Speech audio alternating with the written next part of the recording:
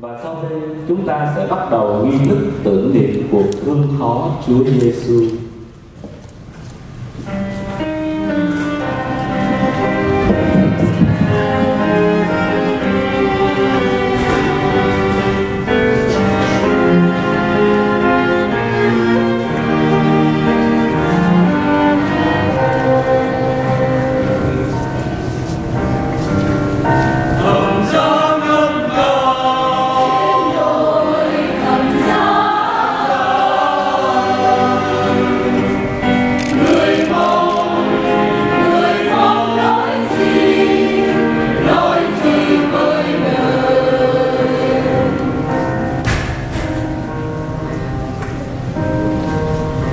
Người nói đến một tình yêu cao ngất muôn trùng,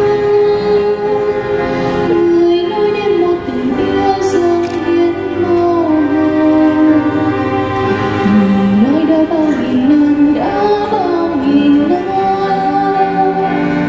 người nói sau bao nghìn năm vẫn luôn mong mỏi.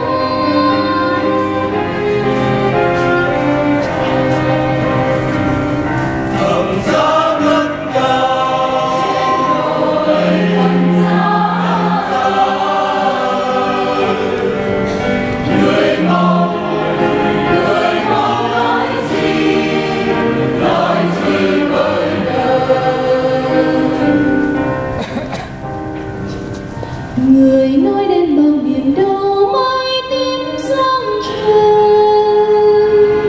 người nói đến một vầng tim hiu hắt trên đồi, trọn kiếp sống cho tình yêu, chết cho tình yêu. Thầm giá khi lòng xưa cho hương loạt cỏ.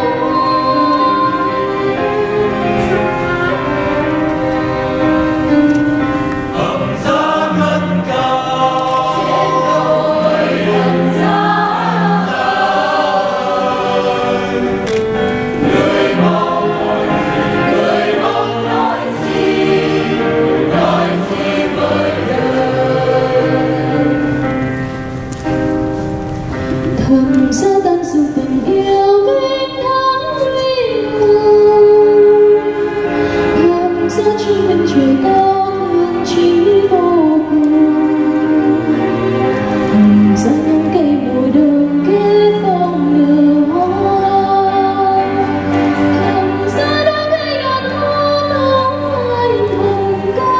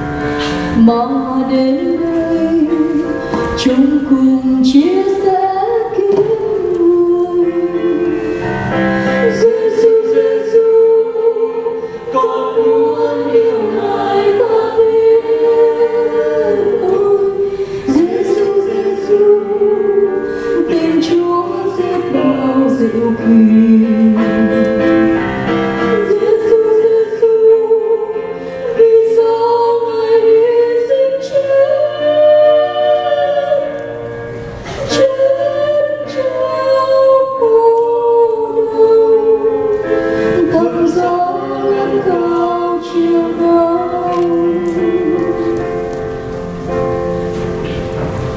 Đường lên núi sông cao con biết chiều đâu,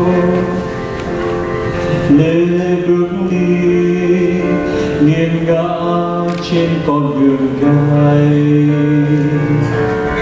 để sao hơi chúa mang lấy bao nhiêu là đến đâu. Lòng xót xa miệng nào không thốt nên lời. Giêsu, Giêsu, con muốn yêu Ngài tha thiết. Giêsu, Giêsu, tình Chúa sẽ bao diệu kỳ. Giêsu, Giêsu, vì sao Ngài hy sinh chết trong khổ đau, gặp gió cao chiều nắng. Bằng ai đó biểu môi kìm khi người chết, tìm nỗi sao một Chúa mồ mê chịu treo. Phần con chỉ biết một nước Kitô chịu đóng linh,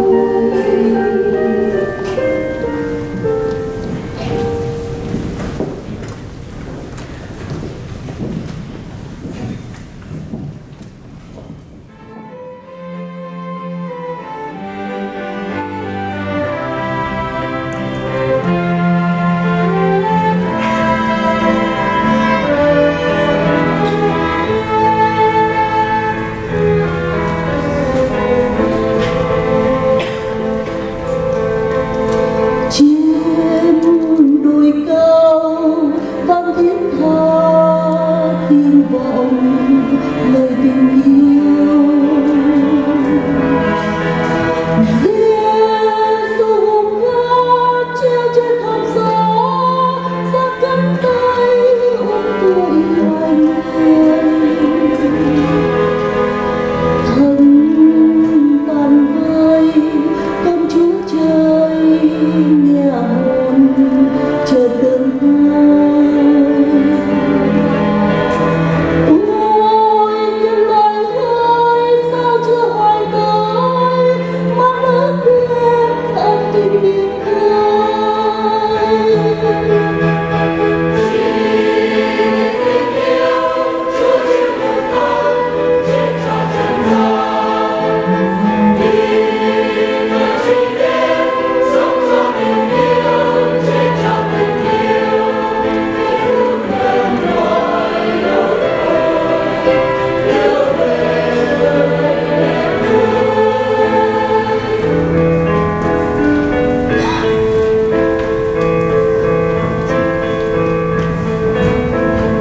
Trên đồi cao trong tiếng ngân chuông chiều vòng tình yêu. Giê-xu lặng lẽ với câu bờ hè, tiếng nắng thơm ghé nhọn bão tàn.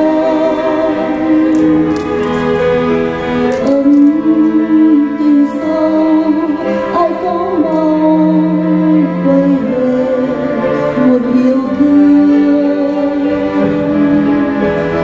Ôi cha từ ơi xin con lòng lối, yêu tháng năm xa lìa tình cha.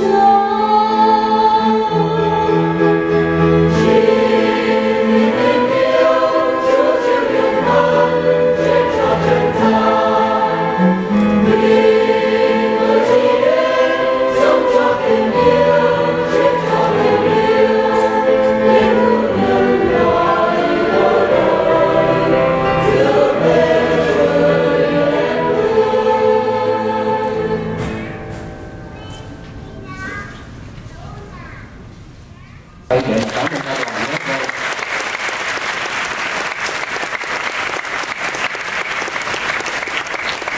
Cảm ơn tất cả các nhạc sĩ, các nhạc công nữa, các là musician đã chơi violin, chơi cello, chơi flute, rồi chơi đàn nghe rất là hay, rất là trinh trọng.